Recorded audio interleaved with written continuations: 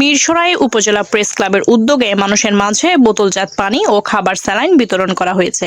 শনিবার 27 এপ্রিল দুপুর 12টায় মিরসরাই উপজেলার বারোয়ারহাট পুলিশ বক্স এলাকায় পথচারী মানুষের হাতে বিশুদ্ধ পানি ও খাবার স্যালাইন তুলে দিয়ে এই কার্যক্রমের উদ্বোধন করেন মিরসরাই সার্কেলের সহকারী পুলিশ সুপার মোহাম্মদ মনিরুল ইসলাম।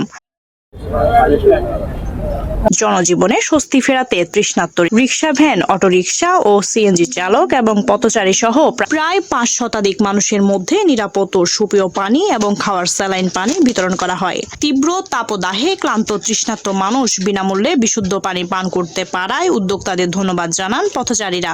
এ সময় উপস্থিত ছিলেন মিরসরাই সার্কেলের সহকারী পুলিশ সুপার মনিরুল ইসলাম, জোরারগঞ্জ থানা অফিসার ইনচার্জ আব্দুল আল হারুন, জোরারগঞ্জ হাইওয়ে থানার ওসি সোহেল সরকার, মিরসরাই উপজেলা প্রেস ক্লাবের সভাপতি নয়নকান্তি ধুম, সাধারণ সম্পাদক আনোয়ারুল হক নিজামী সহ ক্লাবের সকল সদস্যরা।